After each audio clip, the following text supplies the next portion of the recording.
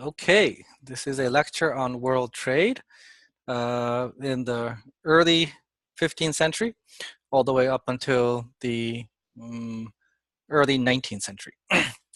First, what we're going to do is we're going to cover the state of the world trade before 1492, before Columbus sails the ocean blue, discovers the Americas, and changes world trade. And then we're going to talk about how after the discovery of America, world trade will change. But this is important, so we have to cover this.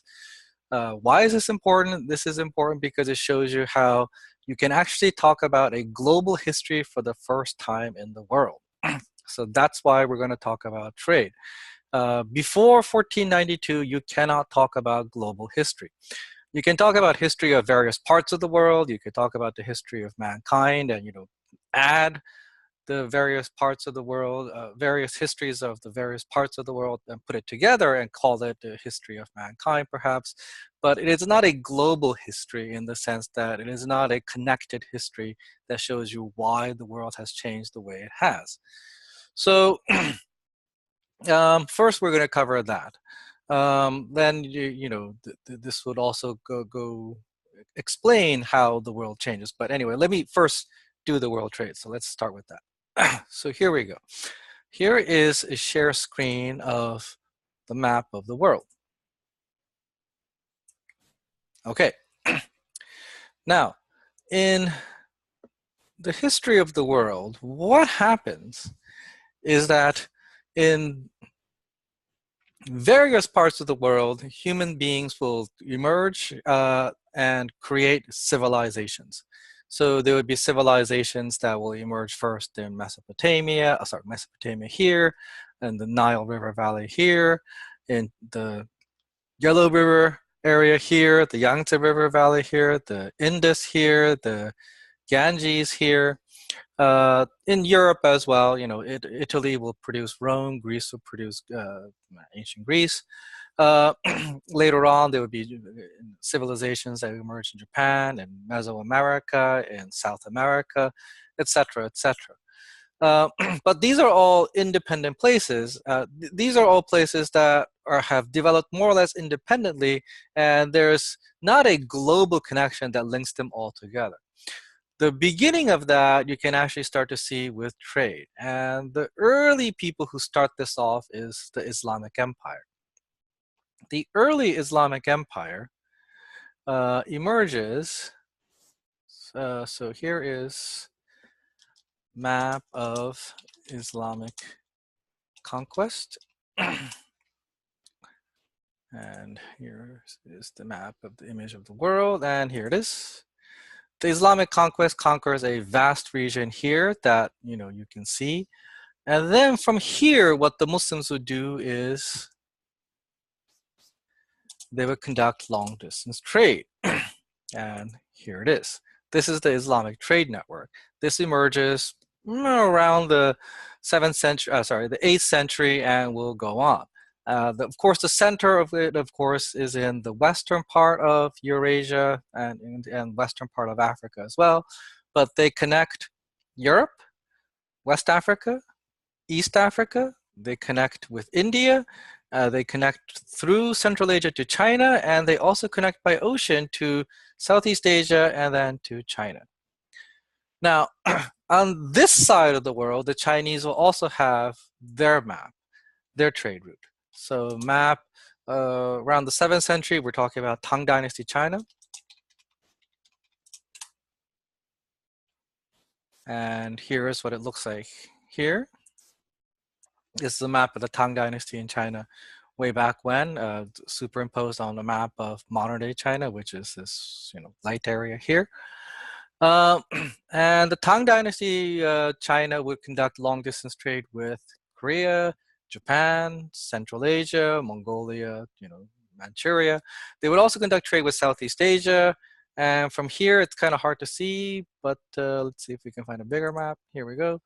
They would conduct, well, all right, this doesn't have it here, but they would conduct long-distance trade with Southeast Asia to Vietnam, to modern-day Malaysia, and further down to the Spice Islands southeast. Okay. What unites these is the Mongol Empire. The Mongol Empire conquers this vast region of the world. And when the Mongol Empire conquers this vast region of the world, what they're going to do is they're going to try to create a linked trade that links the Silk Road trade from Central Asia, from the Middle East through Central Asia to China, and the sea trade that links southern China to Southeast Asia, to India, and to the Middle East. And this creates a big loop. So map Mongol Empire trade routes might actually show you some of the trade routes that they have in mind. And this is pretty good. So here it is. It is a trade route that actually links all this together. It's using this trade route that people like Marco Polo would go basically all the way to China and back. By the way, Marco Polo went by land to China, and then he took by boat back to Venice. Okay, so this is the state of the global trade route that existed up until pretty much the 1400s. It's this big trade route that connects the world, but notice that it does not connect the Americas. This part of the world is connected deeply now, especially after the Mongol Empire. The Mongol Empire in China, it will collapse in 1368. The Mongol Empire in the Middle East will also collapse around the same time. But the trade route that is established by the Mongol Empire that links all this is now firmly in place. And it's all over the world. It's all over this part of the world. So if we actually show you an annotation, it would actually look something like, let's use red. It would connect Europe to the Middle East. It would connect West Africa to the Middle East. It would connect East Africa to the Middle East. It would also connect this part of East Africa here to the to India. It would connect the Middle East to India, India to Southeast Asia, and then Southeast Asia to China, and then of course through the Silk Road. And then the Chinese would connect to, as we said, Korea, Japan, Southeast Asia, like this. And they would connect to Mongolia. And so you can see that, all this part of the world is, intricately connected. Okay, so what are the trade routes that are being, what are the trade goods that are being transshipped over these trade routes? So the important point to understand here is that there are three major centers of world production. One center of world production is here in China. Another center of world production is here in India. And another center of production is here in Southeast Asia. And here's what they're producing. In China, they are producing silk and porcelain. These are the two big important trade goods that the Chinese produce. They produce silk. By this point in time, a lot of other countries know how to make silk, but Chinese produced silk still has the best quality in the world. They also produce porcelain. Porcelain is a secret that the Chinese have discovered around 1000 AD, and they hold on to this secret for a very long time. The first people to crack the secret is the Koreans. The Chinese porcelain makers go to Korea. They teach the Koreans how to make porcelain. And then later in the 1600s, late 1500s, early 1600s, Japanese will go to Korea in the war. And as part of the war, they would bring back Korean pottery makers, and the ceramic makers of Korea would teach the Japanese how to make porcelain as well. So by the 1600s, the Japanese also learn how to make porcelain. Other parts of the world also try to make porcelain, but they fail. And you have to wait until the early 1700s before the Europeans figure out how to make porcelain. The Germans in Saxony are the first people in Europe to figure out how to make porcelain independently. They've been working on their own to try to replicate Chinese porcelain. They finally succeed. This place is called Meissen.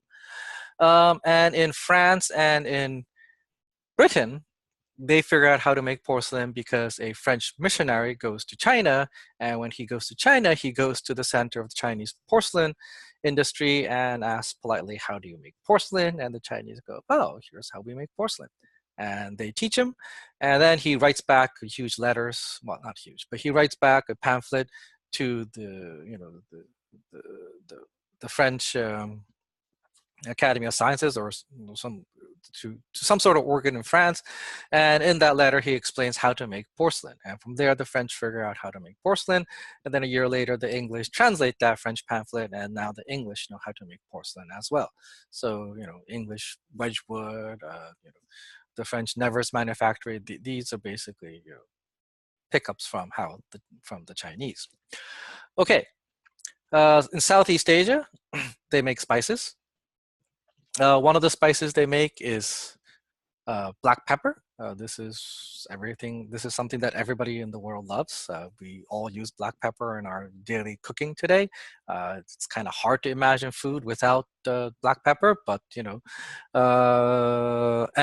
Europeans also thought that spices were medicine as well. So people wanted these spices, not just because it made food taste good, but because people thought that spices were also medicine. And some spices actually do have medicinal quality. Spices that can be gotten in southern India. Black pepper is originally from southern India. It can also be made in Southeast Asia as well. But what was it? Turmeric, for example, supposedly has pretty good medicinal qualities in keeping your mind sharp. So turmeric is good. Turmeric is also Indian. The three spices, sometimes called the noble spices, are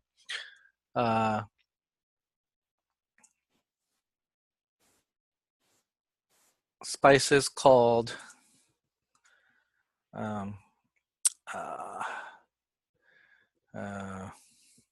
am I blanking out? Nutmeg, mace, and cloves. Nutmeg and mace come out of the same plant. Here is the nutmeg tree. And as you can tell from this, this is the nutmeg plant, the tree, and here's the fruit. And when you open the fruit, you have the seed, the brown part here, that's grounded, that's the nutmeg. And then this red part here is the mace. And cloves is a different plant. Cloves is a plant that looks like this. This is dried cloves, obviously, but this is the original cloves. And these three plants, or these two plants and these three spices, could only be made in Southeast Asia for the longest time. Up until the 19th century, this monopoly was held. The Southeast Asians were the only people in the world who knew how to make these three noble spices, and these three noble spices could fetch very expensive prices, particularly if you were to buy the spices in Europe or if you were to buy it anywhere else. All right, the third location is India here. In India, two major things are being produced. One is spices, which we already talked about a little bit. So spices like black pepper, turmeric, that kind of stuff. The other major item that is being produced in India is cotton cloth. Cotton cloth was originally produced in India ever since the time of Alexander the Great. The Greeks knew that cotton cloth could be made in India, and people around the world have wanted to import cotton cloth. In Europe at the time, in the 1400s, the three cloths that they had available were wool, linens, and fur. So yeah, I mean, if you don't have silk and if you don't have cotton cloth, life is kind of sucky. So it is kind of understandable that everybody wanted to import cotton cloth and they wanted to import silk. And for those few Italian city-states that were lucky enough to make silk, they would make huge amounts of money. So we're talking cities like Venice, Florence, and what's that Italian city that was the first to crack silk making? The name is, it's in my notes, but it's I'm blanking out right now, but it's not that important. The point is, these three locations, China, Southeast Asia, and India, produced the four items that everybody else in the world wanted. They produced silk, porcelain, they produce spices, and cotton cloth. And because these three places produced those things that everybody else in the world wanted, they could trade with each other. and they didn't need, gold or silver to trade with each other because they could trade with each other what each other wanted. The other parts of the world, they were not so in a happy place. They had their own luxury items, they had their own special goods that they could sell, but they were nowhere near in demand as these other, four goods that I talked about earlier.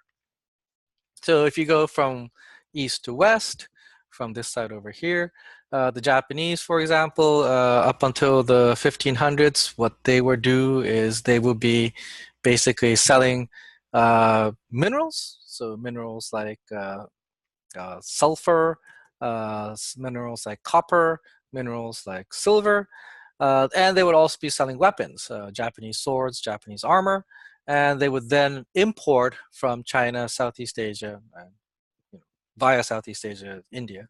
They would import those four goods that we talked about, so silk, porcelain, spices, and cotton cloth.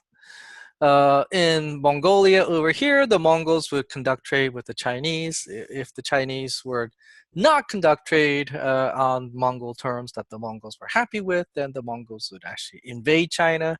This would eventually lead to the Mongol conquest. The Chinese, who got sick and tired of these Mongol invasions, eventually built the Great Wall. The Great Wall of China will be built, and once the Great Wall of China is built, it is very difficult for the nomads north of the Great Wall to actually come and conquer China. After the Great Wall is built, the reason why the last conquest dynasty from Manchuria is able to conquer China is because a Chinese general opens the gates of the Great Wall. So as long as the Great Wall stood, it was pretty much impossible for the nomadic peoples from north of China to conquer China like the Mongols had once done.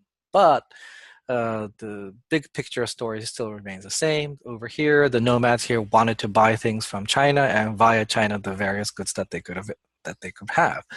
So, what would the Mongols and the Manchurians over here would trade with the Chinese? The Mongols would trade, things like horses. They could trade fur.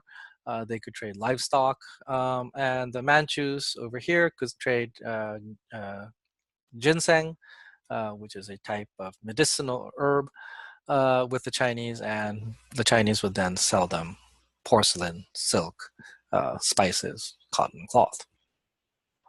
Okay, so what about over here? The Middle East was in a very good position during this period of time, in the 1400s, because what the Middle East could do is they could buy all these things from India, Southeast Asia, and China, and then transship it to Europe and West Africa, and to some extent to East Africa as well. So they would buy goods from, say, Southeast Asia, spices, and then they would then sell it to the Venetians. The Venetians were the only people in Europe who had the legal right to trade with the Muslims. And then the Venetians would then transship that spices to other parts of Europe. They would eventually travel up, the eastern part of France into Amsterdam, or they would go up this way, up, through the eastern part of the Alps. So they would go up through Austria, and then through Germany, and then transship goods that way. But in either case, the Venetians and the Middle Easterners would act as the middleman, and because they would act as the middleman, they would inevitably charge higher prices than what they initially bought, because that's the way you make money.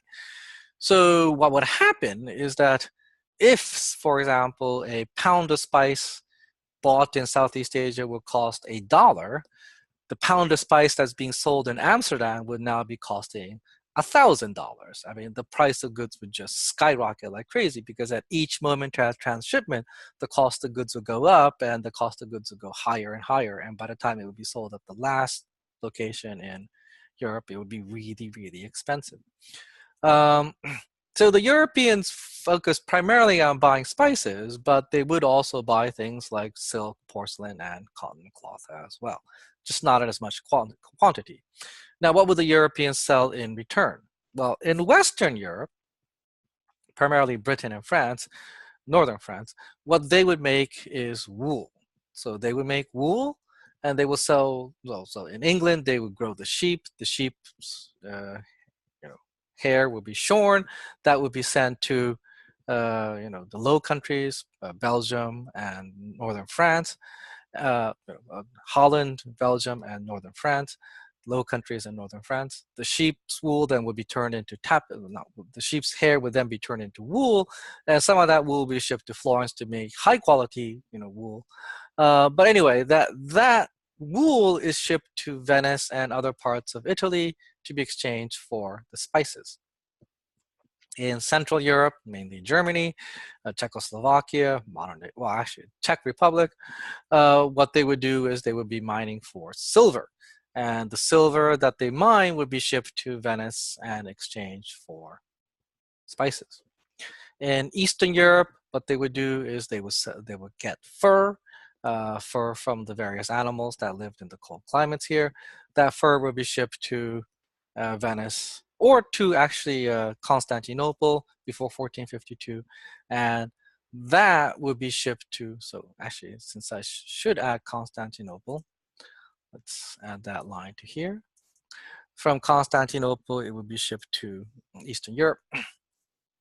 So fur would be shipped to Venice or Constantinople, and then that fur would be exchanged for spices. Further east, around here in the Crimea region here, there is something called the Crimean Khanate. The Crimean Khanate is a descendant of the Mongol Empire. So the Mongol Empire, if you can recall, conquered all this area, so the Crimean Khanate is there. The Crimean Khanate, one of their things that they would do is they would raid Eastern Europe, they would catch people and sell them into slavery. The Crimean Khans were Muslims, so they would capture non-Muslims, mainly Christians in other words, and sell them into slavery, and the slaves would be sold in Constantinople or in the Middle East, and in return the Crimean Khans would get all the stuff that they need from over here. West Africa and East Africa share a similar story. To buy all the goods that they wanted from further east, they would have to then pay what they had available. And in the case of Africa, whether it was East Africa over here or West Africa over here, they had things like gold, ivory, and slaves to sell, and in return they could buy all this stuff. We think that the West Africans, as far as I know, the West Africans tended to buy a lot of cotton cloth. The East Africans also bought a lot of cotton cloth and spices and porcelain. As far as I know, for some reason, silk was not that high in demand, and I don't know why. Cotton cloth was more in demand. So there you go. Anyway, so that's the type of the world that existed in the 1400s. Now notice that in Europe, I talked about all these places here: Italy, France, Britain, Germany, Eastern Europe, Poland, Russia. But I didn't talk about the Iberian Peninsula. The Iberian Peninsula is composed of two countries today, Spain and Portugal. I didn't talk about Spain and Portugal because Spain and Portugal had a different idea. What they wanted to do was, and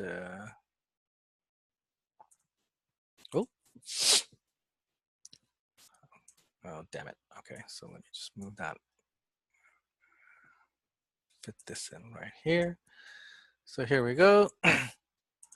What Spain and Portugal wanted to do was they wanted to get access to the goods over here as well, but they did not want to go through the Middle Eastern middleman.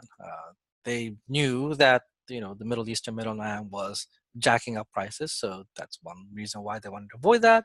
And I suspect the other reason why they wanted to avoid the Middle Eastern middleman is because Spain and Portugal fought the Reconquista. The Reconquista is essentially a 700-year-long war between the Muslims and the Christians.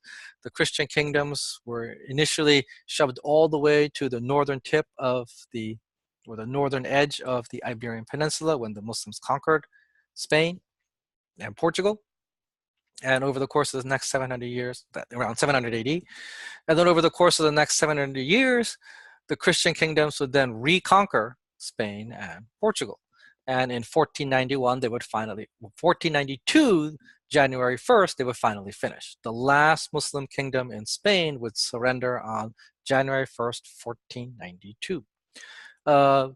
Portugal was, reconquered a little bit earlier in the 1400s. So it's partly for this, animosity that they probably would not want to trade with the Muslim traders. So what did the Portuguese do? What the Portuguese did was they thought maybe we can get to over here in Southeast Asia and India and China by going around Africa. And that is precisely what they did. They succeeded.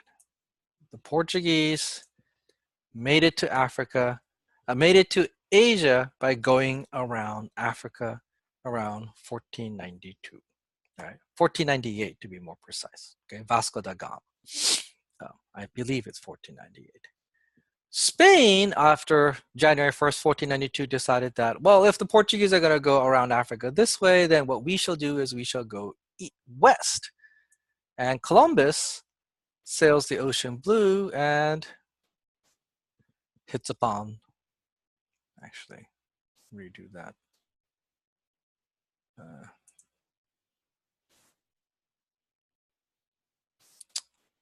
Dang it. Undo? Oh, there we go. Okay. Spain hits upon the island of Hispaniola. Columbus will hit upon the island of Hispaniola and discover the Americas. And then once the Americas are discovered, Ferdinand Magellan, working for the Spanish crown, would actually go around, whoops.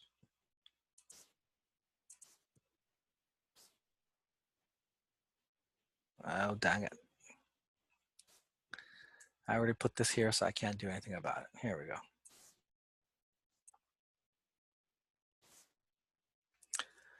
They would go around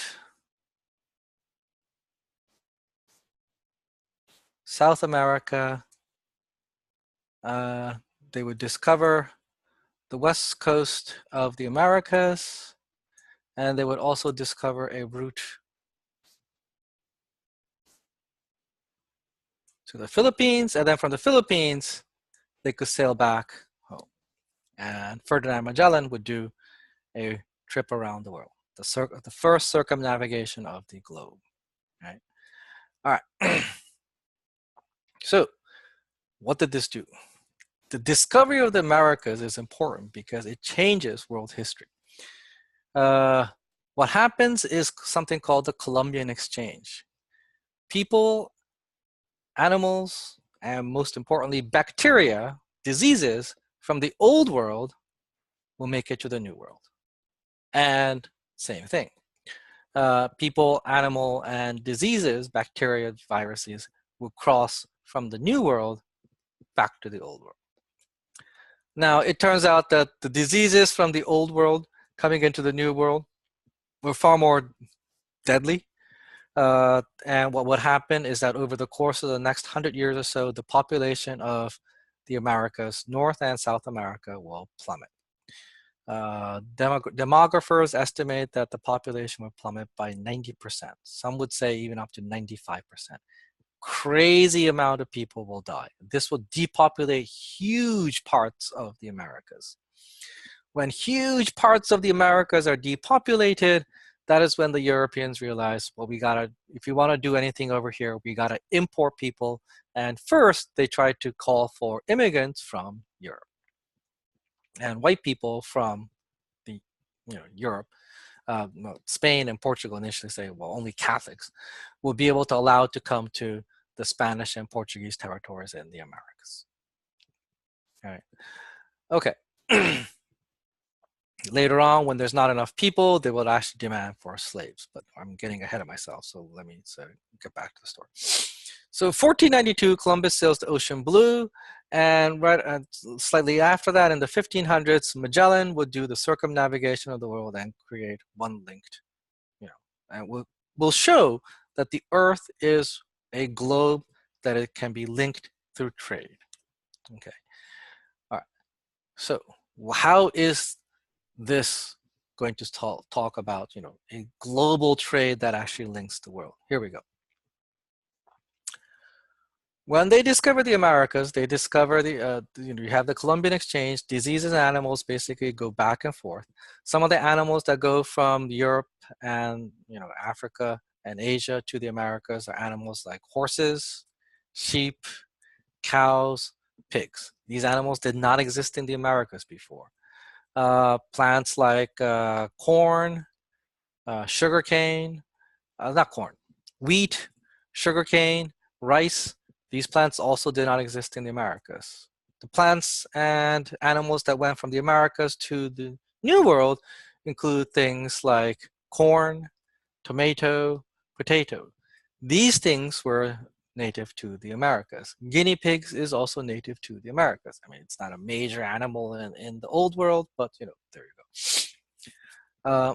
And as I said earlier, most importantly, diseases. Diseases came from the old world. Diseases like smallpox and measles would be a 1-2 punch that would first weaken the native population and then kill the native population. So when the Europeans, particularly the Spaniards and the Portuguese, arrive in the Americas, the Portuguese, on their trip to Africa, will discover Brazil. When the Europeans, so it should actually come from here.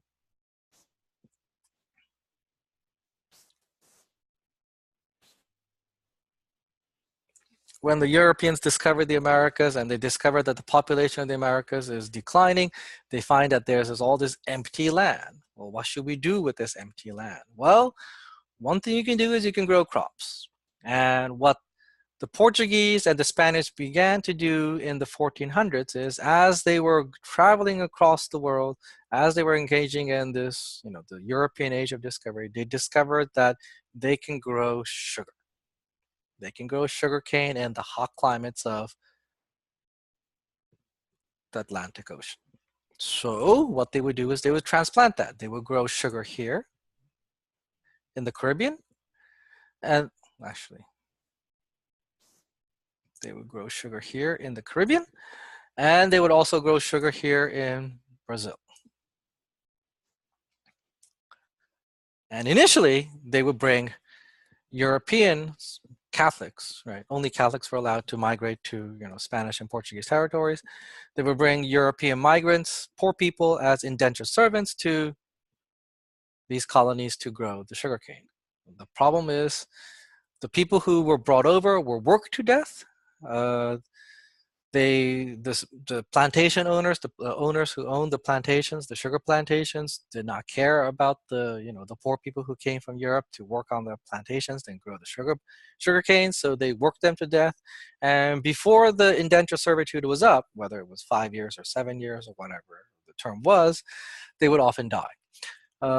People estimate that at least up to 50% of the people who came to the sugarcane plantations would die before the term was up. Once this news goes back to Europe, people realize, hey, this is a death trap. I may be poor, but I don't want to die. And so people stopped going to the Caribbean and to Brazil to the sugar plantations, and they would prefer to go to the other places. So in the case of Portugal is not a particularly large country in terms of population size, so we're talking primarily Spain. The Spanish people would go to New Spain, modern-day Mexico. And in New Spain and in the Viceroyalty of Peru over here, what they have is silver. The Spanish silver mines, or the Mesoamerican silver mine, the Mexican silver mines of Zacatecas, and most importantly, the silver mines in modern-day Bolivia, called Potosi. The silver mine of Potosi were these massive silver mines that could produce huge amounts of silver. So a new trade pattern is going to emerge. And often the word Atlantic triangular trade is used, and it is a dated term, but I think it's very useful, so I'm going to use it in this class. But what's going to happen is that silver from Mexico and Bolivia, silver from the Viceroyalty of New Spain and the Viceroyalty of Peru, is going to leave the Americas and go to Europe. Sugar from the sugar plantations of the Caribbean and Brazil is going to leave here and go to Europe.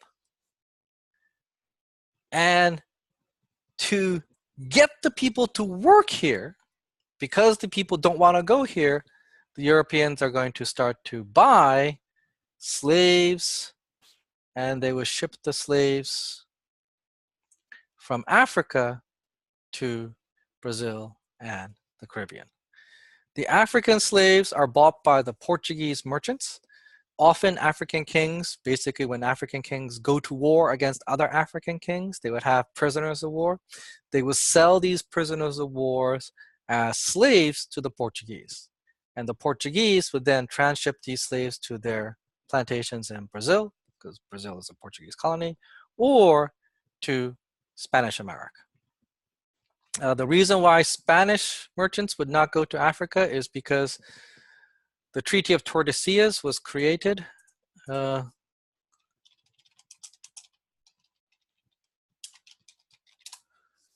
Treaty of Tordesillas was a treaty that was agreed upon between, it's hard to imagine, but here it is. It's kind of hard to see with all the red lines, but just, here it is. You can look up this yourself. But the Treaty of Tordesillas was a treaty that basically said, from this line to the west is going to be Spanish territory, and from this line to the east is going to be Portuguese territory. Now, the Spanish and the Portuguese would follow this, but the rest of the world would not care. But the Spanish and the Portuguese actually did care about this. So what that meant was they would follow this. So the Spanish merchants would not go to Africa. The Portuguese merchants would go to Africa, and they would sell the slaves to the Spanish colonies. The Spanish colony then would pick up sugar. The sugar would be shipped back to Europe. So what are the Portuguese selling the African kings? The Portuguese are selling to the African kings guns. They're selling guns because the Portuguese kings, because African kings are going to war against other African kings. So, hey, guns are very useful. The other goods that the Portuguese are selling is they're selling cotton cloth.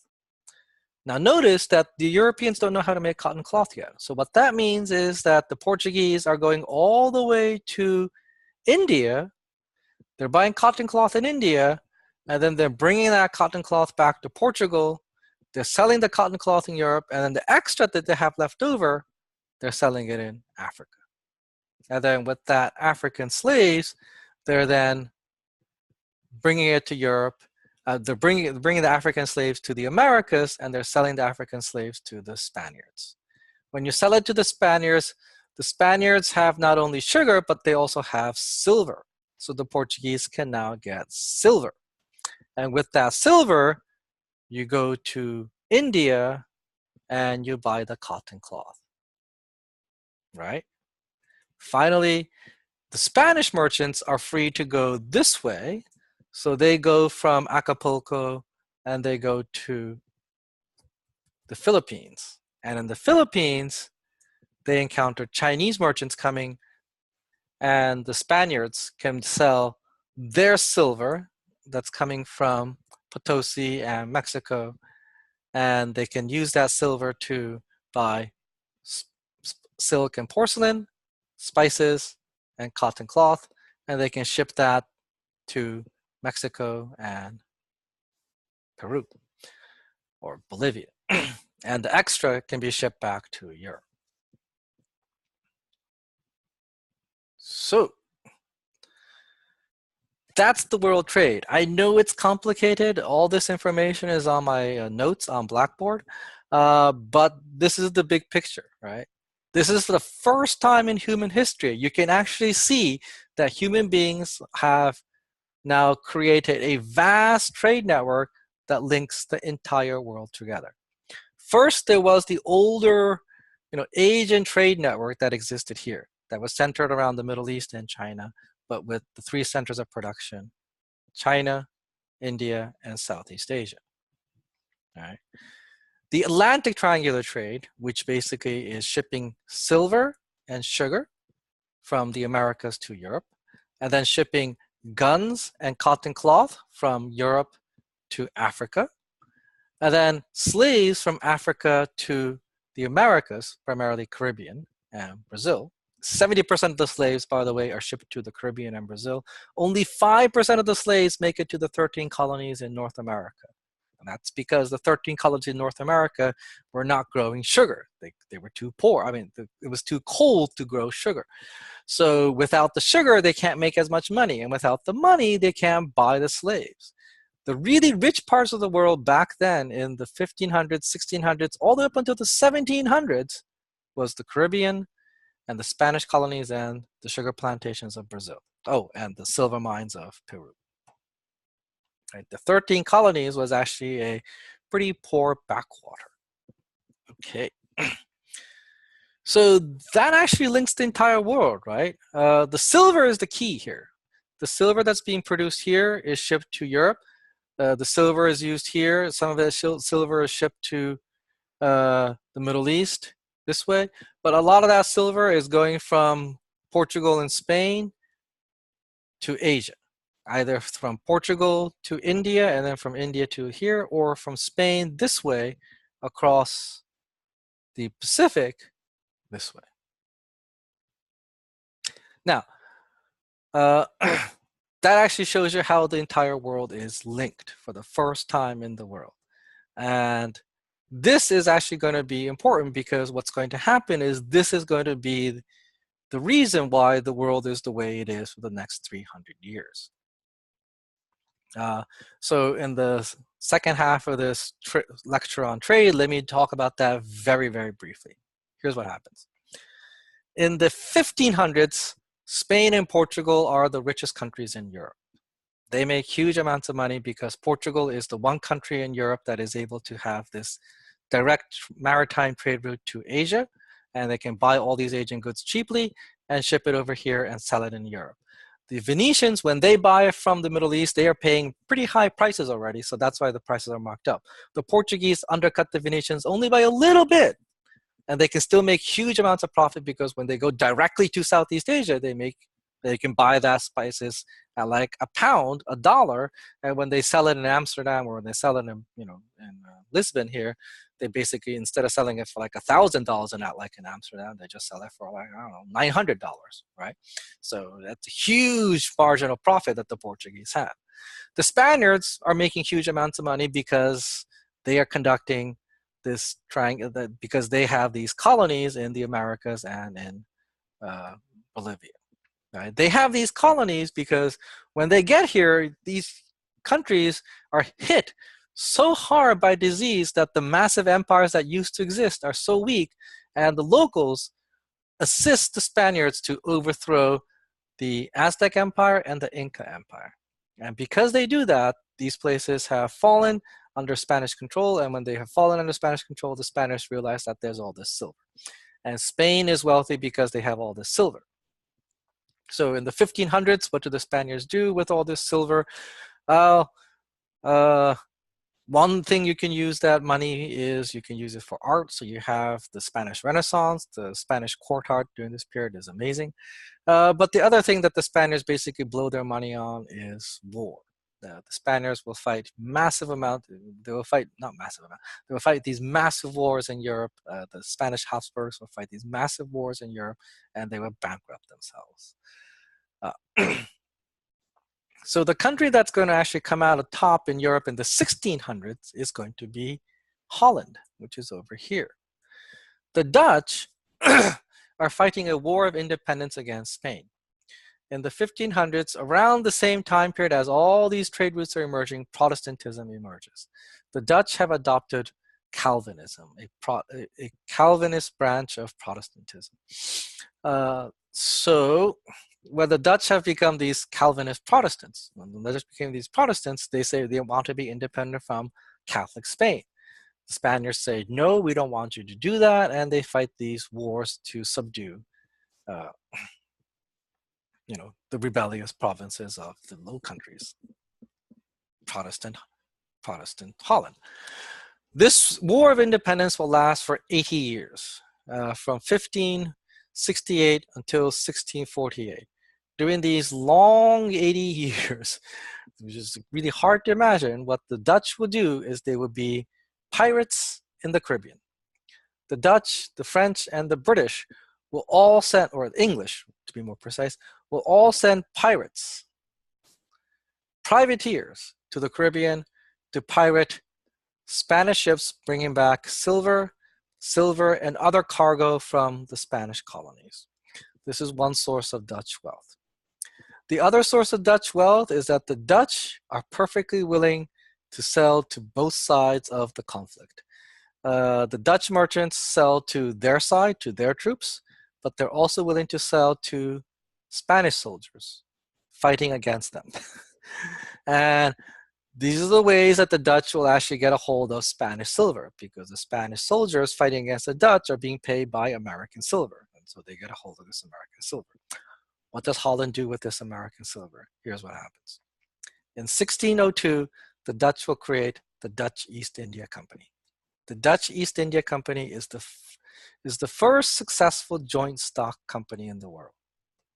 As a joint stock company, they amass money from moderately wealthy people, and they pull that money together, and with that money, they hire ships. The Dutch ships will leave Holland. They will go to South Africa, and then from South Africa, they will go to, let me redo that. From South Africa, they will go to Jakarta, and then from Jakarta, they will go to the Spice Islands. Okay, and this is where the Dutch are different from the Portuguese. The Portuguese had a grand strategy when they first came to Asia. Well, actually, they didn't have a grand strategy when they first came to Asia. When the Portuguese first arrived in Asia, they didn't have a grand strategy, and because they didn't have silver, because the Americas were not conquered by the Spanish yet, because they didn't have the silver yet, the Portuguese first arrived as pirates.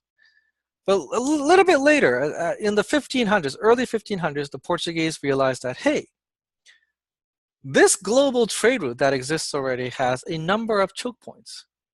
One choke point is here, between the Malay Peninsula here and the island of Sumatra. This is the shortest route between India and China, so that's one choke point here. Another choke point is here, Strait of Hormuz. You control here, and you can control the shipping between the Middle East here and India. Another choke point is here. If you can control this choke point here off the coast of Aden, you can actually control the trade between here, Egypt, and India. And the other choke point is here. And the Portuguese thought that if they could actually control all these choke points, they can control the Indian Ocean trade. They succeeded here. They conquered Malacca. They succeeded here. Oh, and Goa was their headquarters in Asia, so they conquered here. And they conquered here, Mozambique. The last place that they wanted to conquer was here, Aden. But when they tried to do this, the Muslim Empire here, the Ottoman Empire here by this point in time was not stupid. And they realized that, hey, if the Portuguese conquer here, then the Muslim Empire here will not be able to act as the middleman between Asia and Europe. And so the Ottoman Empire sent a fleet. They got local allies like the Sultanate of Adal, and they fought against the Portuguese, and they defeated the Portuguese. And the Portuguese were never able to control all the choke points. So the Portuguese tried to control the choke points and tried to control world trade that way, but when they failed, they basically said, what we'll do is we'll get the silver and we'll use the silver and we'll just trade normally with the Asians and make money that way, and they did. When the Dutch East India Company came, they realized that, hey, we're a company, we're not even a country. We can't do what the Portuguese did here, like conquer all this area, but what the Dutch East India Company can do is they can conquer the Spice Islands. Now, here's where they were really devilish. What you do is you conquer one tiny spice island that produces nutmeg and mace. Now, you are a company, so you don't have a large army or a large navy. You're a company. You have ships, right? You have ships that you own, so you can't conquer a huge amount of territory, but you can have you can have enough ships, enough men to conquer one small island that produces nutmeg and mace. So what do? You go to the other spice islands and you burn all the other nutmeg and mace trees. Once you burn all the other nutmeg and mace trees, guess what? Now you have the world's only supply of nutmeg and mace. And this is precisely what the Dutch East India Company did. Once they controlled had a true control over the one global supply of nutmeg and mace, they could jack up that price to whatever the market would bear, and the Dutch East India Company would make huge amounts of profit.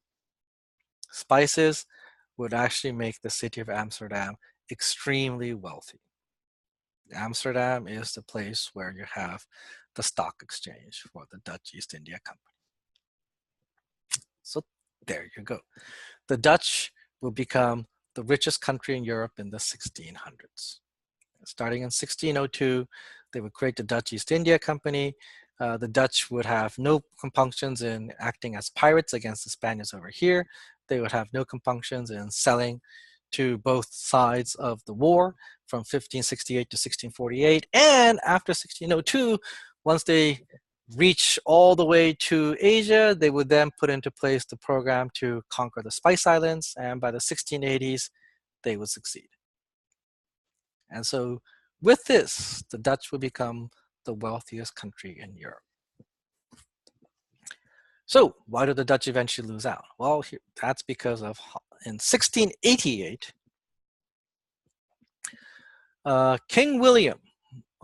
Prince William of Orange, the leader of the Dutch Republic, will become King William of England. Prince William of Orange is married to Queen Mary, is married to Princess Mary of England. And when the English kick out their Catholic king in 1688, they invite Princess Mary, a Protestant, to come to England to be their new queen. When she is invited to England, Princess Mary basically says, well, what about my husband? And Prince William of Orange says, I'm willing to go to England, but only if I'm also crowned as king. And so in 1688, William and Mary are crowned king and queen, and they become the leaders of England. Now, I don't know why, but what happens is that King William, once he becomes the leader of England and Holland, decides to say to the Dutch merchants in Amsterdam, hey, don't stay in Amsterdam, come to London. And so the center of European commerce shifts from Amsterdam to London because King William, who was Prince William of Orange of Holland, becomes King William of England, and he decides to, for some reason that I don't know why, decides to prioritize London over Amsterdam. And just like he prioritizes London over Amsterdam, instead of putting the money into the Dutch Navy and helping out the Dutch East India Company, King William decides to pump money into the Royal Navy of England and the English Navy, right? The Britain's Navy. Actually, it's not Britain yet, it's England, but the English Navy. So the naval power also shifts from being, the greatest naval power in Europe used to be Holland. Now it's England after King William. That might be because for him, the greatest threat was France. And Holland was probably too small in terms of population to be able to compete against France. And so he may have wanted to fight against France. And that might be why he did that. All right. So that actually shows you why in the 1700s, England is going to be the contender for the greatest country in Europe or the most richest country in Europe. And in the 1700s, France, it would be the other candidate to be the greatest power in Europe. Now, why is France the other candidate? Here's why. France is the first country in Europe to systematically adopt mercantilism. Mercantilism is the idea that you should sell more than you buy. Right? You should sell more to foreign countries than you should buy from foreign countries. So foreign trade should always be a surplus, is the idea of mercantilism. In an age when money is gold or when money is silver, this kind of makes sense, because if you sell more overseas than you buy from overseas, by definition, gold and silver is going to flow into your country, and that will make your country richer. So the French, starting in the 1600s, is going to implement this program. This program is implemented by Louis XIV. Louis XIV has a finance minister called Jean-Baptiste Colbert, and this is the guy who implements mercantilism. So how is Colbert going to implement mercantilism? Here's how. One source of one reason why France was not as rich as it used to be, as it could be, is because they were importing silk. One of the sources, so one of the things you can do is, instead of importing silk, you can make your own silk. And in Lyon, the silk making center of France is created. One more reason why France was not going to be as wealthy as it could be is because they were importing lots and lots of sugar from the Spanish and the Portuguese colonies. So what is France going to do? France is going to conquer the western half of Hispaniola over here. And in the western half of Hispaniola, called Haiti, modern-day Haiti, they're going to produce sugar. And all that sugar would be shipped to France and be sold to the rest of Europe. Haiti alone will make more money than the 13 colonies combined. So sugar was a huge moneymaker, and it was one of the reasons why the France wasn't making as much money, is because they were importing all that sugar from Spain and Portugal before. So now, instead of, what you do is you make your own sugar in Haiti, and that's how you solve that problem. Well, what about cotton cloth? Well, cotton cloth is something you can't do anything about, right? It's produced in India. So the French actually tried to make their own cotton cloth industry, but ironically, the French linen industry, the French wool industry, and the French silk industry basically say to the French king, France is a big country, but we cannot afford to have all the manufacture. We can't afford to have silk, linen, wool, and cotton as well in France. So the French crown says, all right, if that's the case, then we will simply ban the use of cotton cloth. And France will be a country that actually bans the use of cotton cloth up until the revolution, which is kind of crazy, but this is one way you can make money. You buy less from overseas. The country that will actually focus on making cotton cloth, it will actually be England or Britain. In the 1700s, Britain will start to make its own cotton cloth. And as part of its policy of making cotton cloth, the American South would be the place that would produce cotton, the raw cotton, to make the cotton cloth. But that's a little bit further ahead. So France is going to be powerful because they adopt mercantilism. You buy less from overseas because you're going to make them all domestically. So France will become a country that practices import substitution. So you substitute for imports by making your own stuff. You make your own silk, you make your own sugar. And they're going to try and make their own porcelain. They will not succeed until the 1740s, but starting in the 1600s, they will start to make their own, they will try to make their own porcelain.